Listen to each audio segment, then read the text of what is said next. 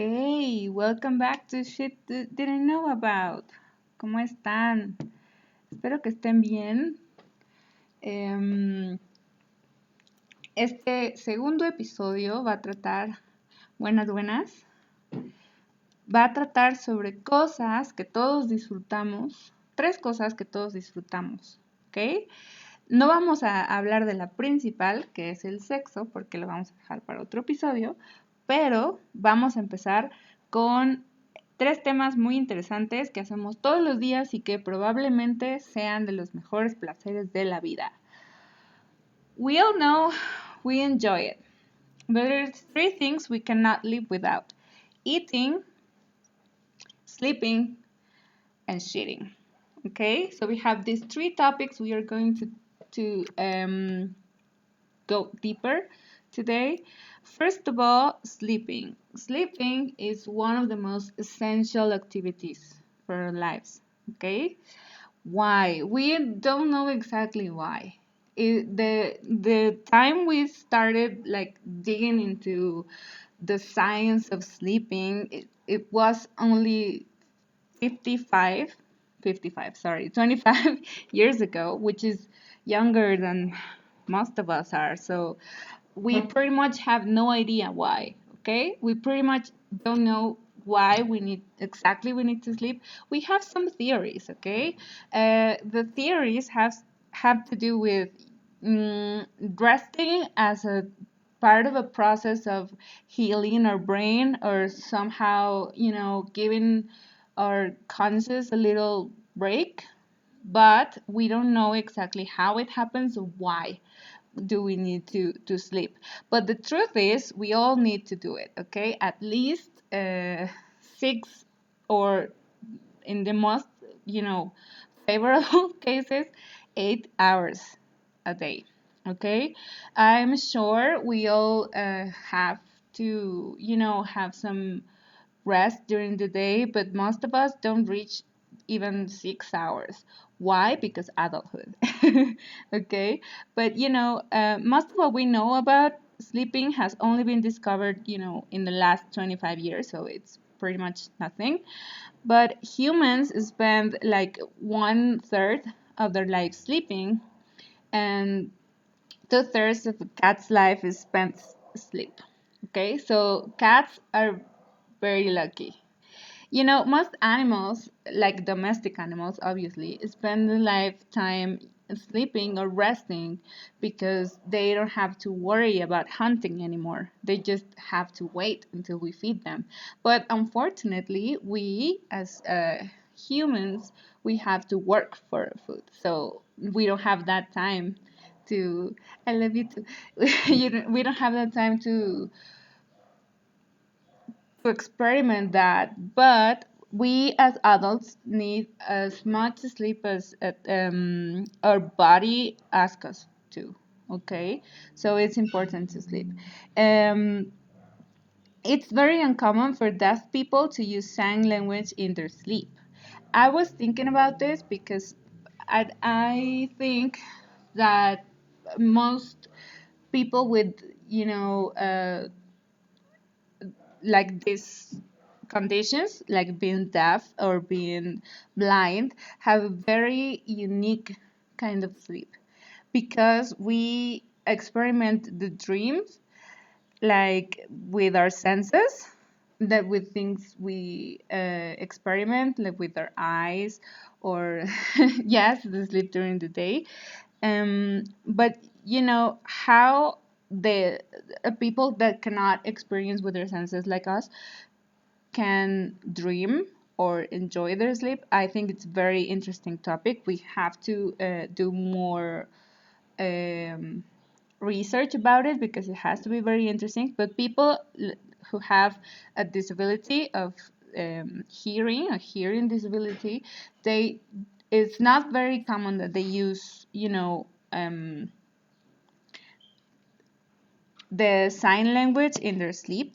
Some of us do, so that's very interesting.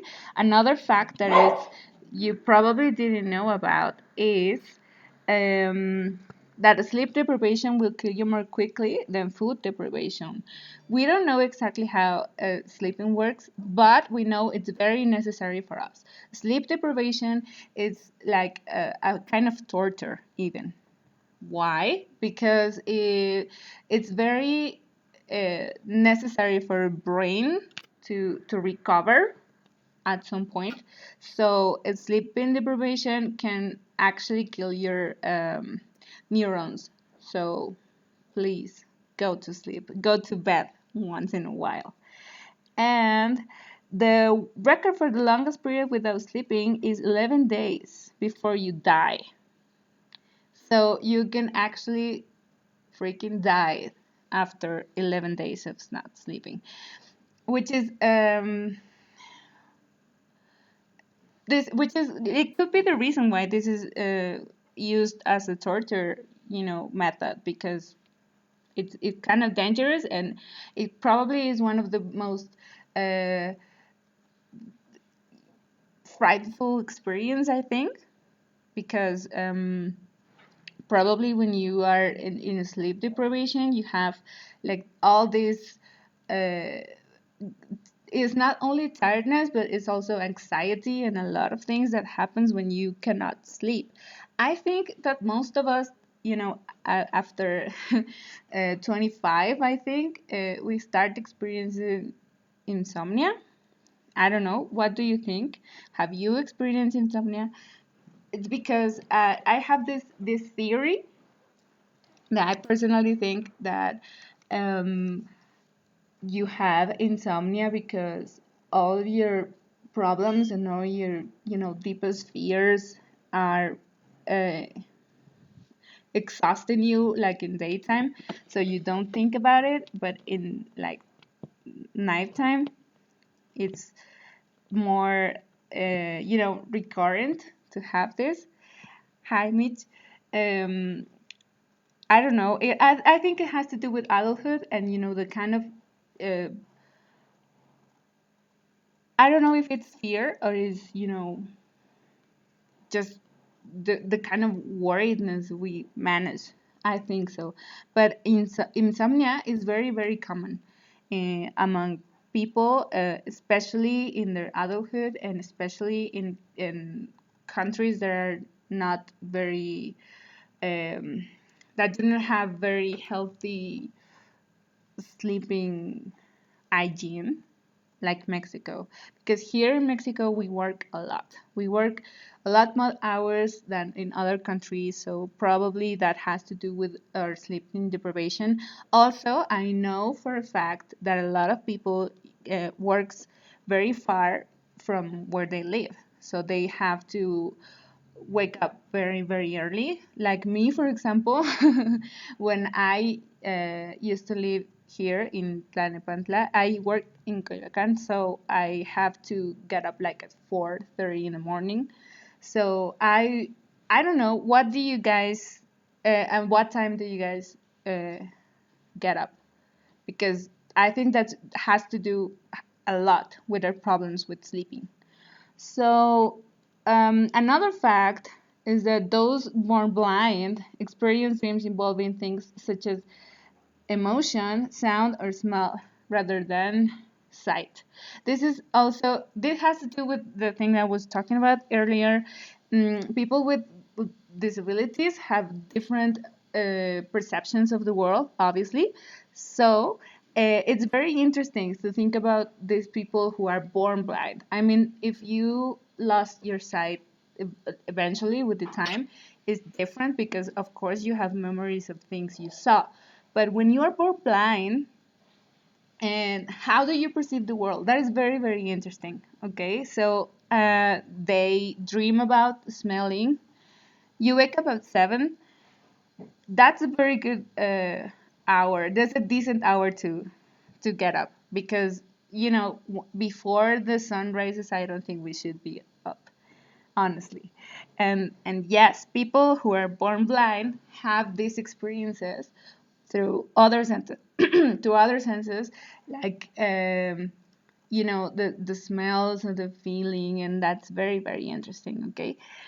um Another fact we know about sleeping is that the studies, and there is a study that suggests that cutting a person's sleep in half dramatically reduces pain threshold among. It's not 100% why. I think it has to do with the problem with the neurons that I told you earlier, because sleeping really makes us, make something change in our brain that make us feel better. But at the same time, if you have like a sleep deprivation, you probably start feeling numb in general because you have like mini sleeping time. Like, I don't know if you saw that movie, Freddy Krueger. I don't know how it's called, but the one with Freddy Krueger in it. And in that movie, the people experienced nightmares when they were awake because um, they have like the brain has this mini rest time when while you're awake when you have sleep deprivation. So probably that makes us feel numb.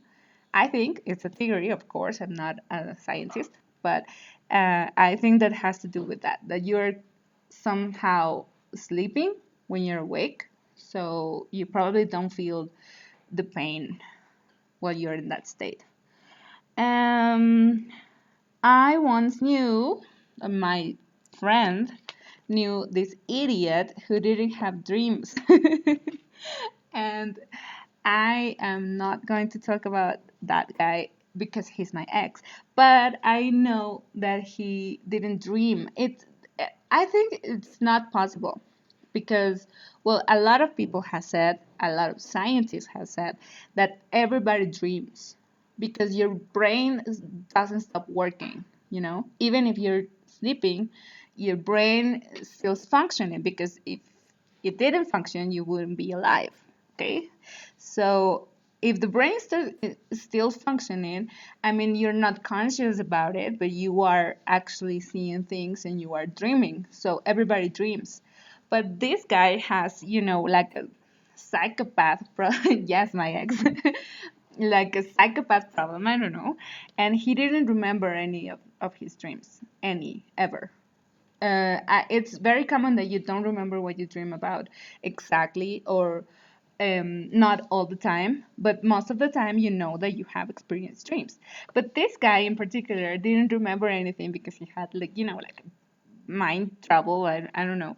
But what do you think? Do you always remember your dreams, or you don't remember a lot of things? Tell me. And let's go to the fun part of this, eating. Okay, eating is one of the most amazing, I will say, that is the best experience of being alive. Eating, not only because it's important that you have to do it every day, but it's because it's delicious and you can enjoy it with a lot of people you like, and you have to experience this with, you can go to other countries or other places, and you can know places by the food and with other people. So I think that eating is amazing. Okay, so eating, you're supposed to eat like 5 times a day because you have to do like small meals in theory, but of course everybody has a routine, everybody has their own eating experience. So I know a lot of people. You only remember the nightmares? Yes, that also happens to me a lot. Okay, so that has to do with stress. I think it has to do with stress. So adulthood, right? So talking about eating, and not a lot of people that doesn't have breakfast because they don't have enough time to do it. I was included in those kind of people before the pandemics, and you know, eating breakfast, it has to be one of the most amazing things in the world for me, of course. Because your body is in like this resting phase when you are like 5 6 hours without eating. So when you wake up, you're hungry, but you have to wake up at the same time. So uh, you have to have something refreshing and beautiful. So I love breakfast. It's my favorite meal of the day. Which one is your favorite meal of the day? You like breakfast? You like diner? You like having brunch, for example, maybe. The most expensive pizza in the world costs $12,000. What was this pizza made of? You know, gold or something? I don't know. Uh, I actually had the most amazing pizza ever when I visited, Venice in Italy. It was actually a very regular pizza for them, but for me, it was like the most amazing thing I had in my entire life. So I 100% recommend pizza. But what do you think? What is your favorite food? I don't know. When I ask my students about this, they always say pizza, tacos, and enchiladas. They were the top three all the time. And like all classes I ever had in like 5 years, they always say pizza, tacos, and enchiladas. I don't know. What is your favorite food? Mm, one fast food burger can have meat from 100 different cows. That is very, yes, and not a lot of people appreciate um, eating. Actually, I know a lot of people with troubles with food. And what do you think about meat? Meat in fast food restaurants are is very suspicious, you know, because I know that this big black business of meat, and there's a lot of people that says that meeting is murder and things like that. I think that meat, this is a personal opinion, of course. um, I personally think that meat is necessary for you to live, but of course it's a very very dark business because there's a lot of pollution problems there. There's a lot of yes. It breakfast like a king, eat like a prince, and dinner like a poor man. That is very wise, of course, because that will help you not to have nightmares and to have a better metabolism, I guess. But um, everything that has a lot of cheese, yes, cheese is actually very addictive. Did you know that cheese has this casein, I think it's called, that is a protein in the I don't know how to call it in English, suero, but in that it has like a hormone thing that makes you feel very good, and it's somehow related to sugar, so it's very very addictive. So cheese, yes. And this all the food, like processed food industry, is very very weird and dark because people um, know that that is, of course, the most um, successful business.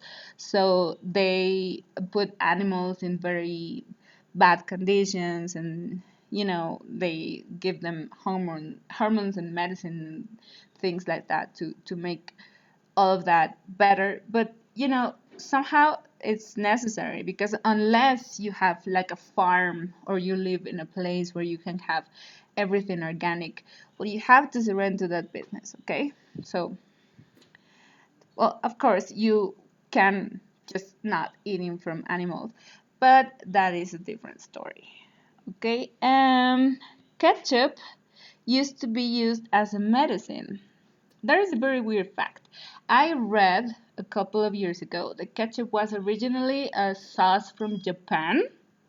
I always thought that it was somehow related to Italy because it has a lot of tomato in it, but it was originally from Japan. So this ketchup thing, it was from obviously tomatoes, but also from uh, fish, because in Japan they love eating fish and seafood in general. But this sauce was made from species and fish.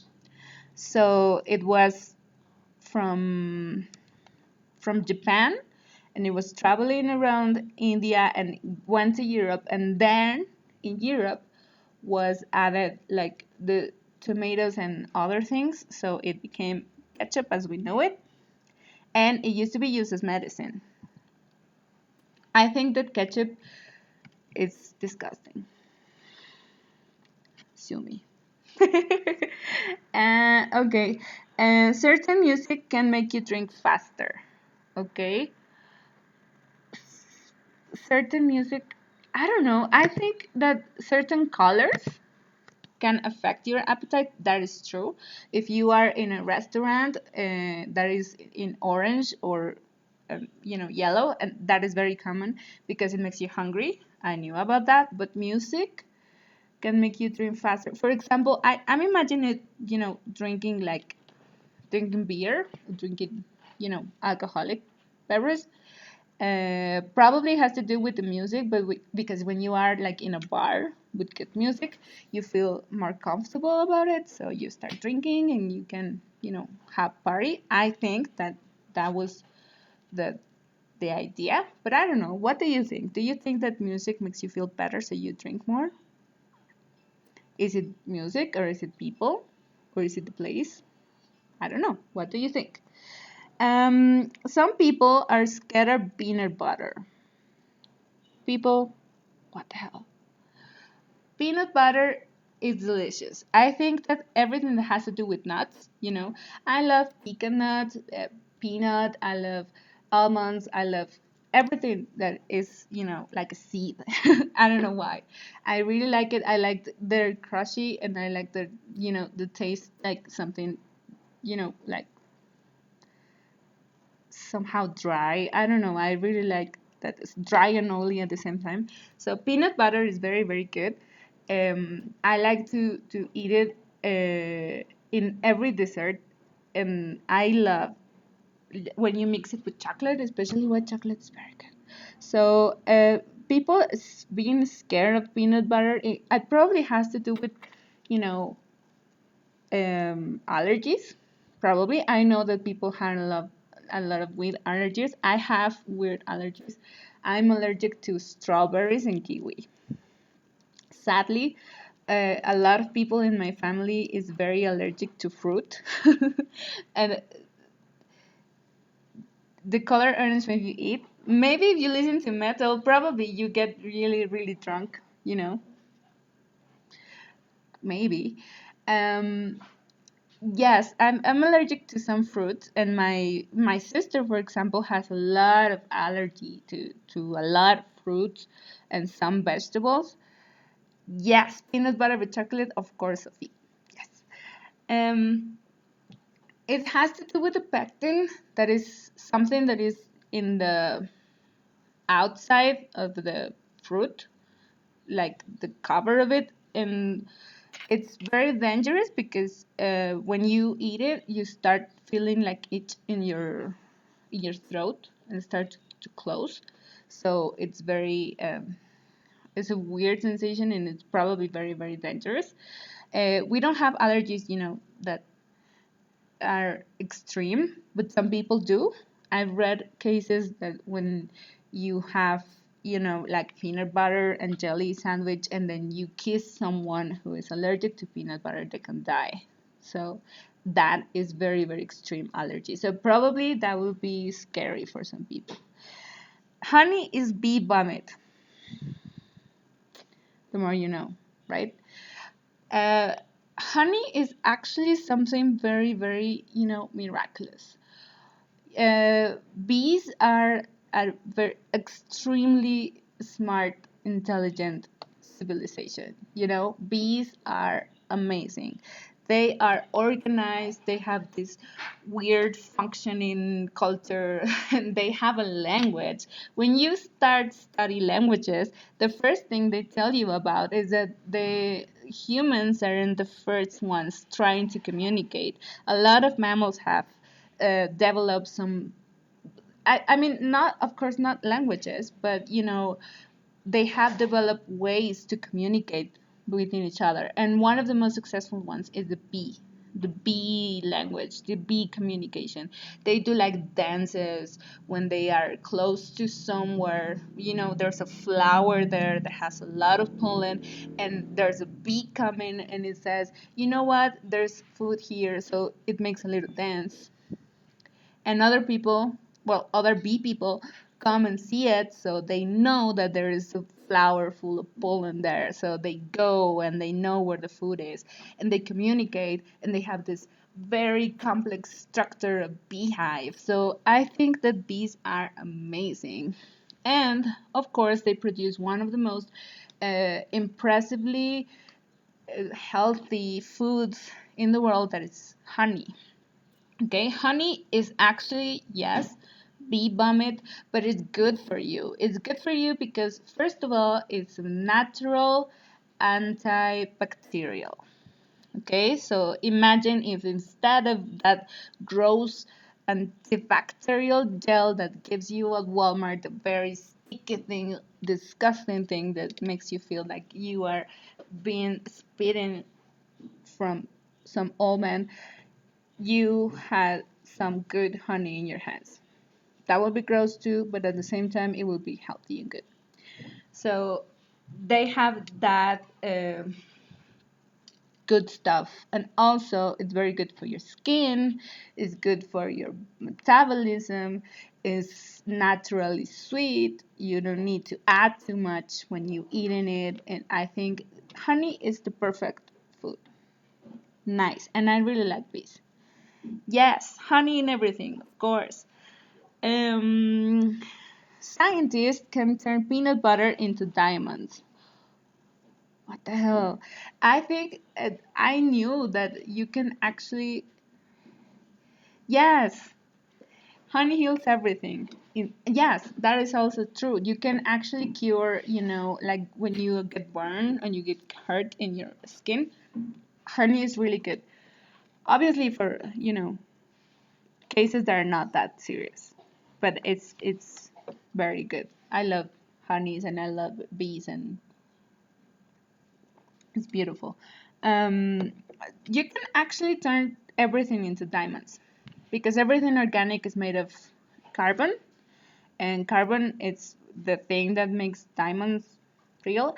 Actually, I read an article that said that diamonds were a lot or overrated, overpriced because of the brands like Cartier and other brands of jewelry. They made it really expensive because it made it a sign of luxury, but actually not that hard to make and not that expensive to produce. So if you buy a diamond ring, for example, and you buy it in a very expensive price, let me tell you something, there's coming you. Okay, so let's go to the fun part. We are moving on to shitting. Yes, we all do it, even if we don't like to admit it, or even if you have like a shy butt like me, where you cannot actually do it in other place than your place. That's very sad. Even like when I have to travel with other people, and when I have to travel to other states or other places where I don't have my trust um, bathroom, I cannot do it. I know people who can, like in a gasoline station and everywhere pretty much. But some people like me don't have that um, power, superpower to shit everywhere. So shitting, and the 19th of November is marked as World Toilet Day. Yes, they have a day for shit because it's very important. It's very important and it's very healthy. You have to shit at least 3 times a day. If you don't, let me tell you, you have a problem because you need fiber and you need that shit to come out of you because it's something that is not supposed to be inside you. So it has to be out. Okay, so don't worry. Be confident about it. Shitting is important. Shitting is amazing. Shitting feels good. Let's be honest about that. So the average person spends at least 92 days in the toilet over the lifetime. That is amazing. I know people that, you know, it goes to the bathroom for like 20 minutes, more than 20 minutes. That is not healthy, people. If your body takes that much time really to do what they have to do, probably you have to consume more fiber. Probably. Uh, the average if it is 15 minutes to take a shit. So if you take more than that, you probably need to eat more, all bran or metamucil or probably just salad, and cut a little bit of the meat you eat because that is important. One fast, no, sorry. The flushing has a particular sound, the key of E flat, to be specific. So you actually can hit the E note while you flush in the toilet, and it's very characteristic. I think that it's very harmonic. um, Toilet seats carry fewer germs than your computer keyboard or your cell phone.